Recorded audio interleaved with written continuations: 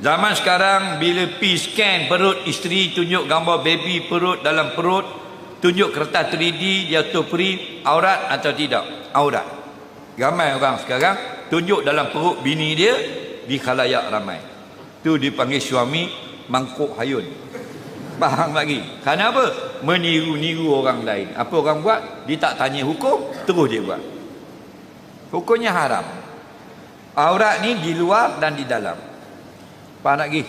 Gambar ovari bini tu scan tunjuk ke orang.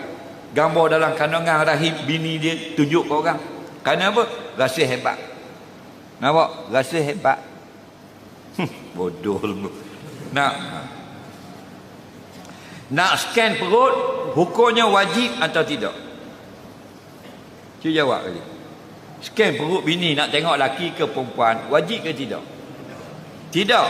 Maka haram dengan doktor laki-laki. Yang dimaafkan doktor laki-laki ketika menyelamatkan nyawa isteri bila melahirkan anak. Itu kritikal. Itu benda masalah penting.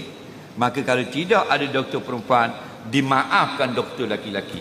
Kita bini tak sakit tak apa, tak ada masalah, saja nak scan. Doktor laki-laki tengok perut, haram, dosa besar, suami dayus. Faham lagi?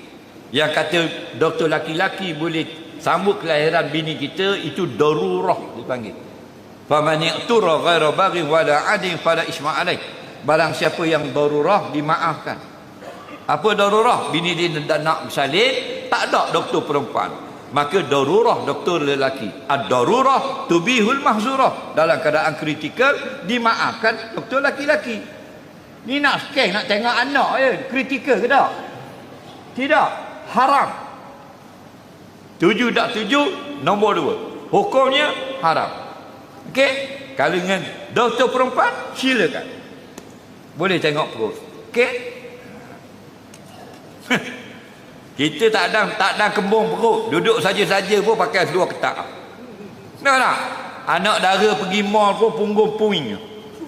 Nampak tak? Nampak perut, nampak kopek, nampak tubuh pakai baju ketat. Mak tak berani nak marah. Nah, ha? Patut tengok anak dara nak keluar rumah pakai seluar ketat. Ha, Nabi mana? Tukar sudah aku tampak atas kepala. Baru anak tak berani. Ni tak ha, tengok tu.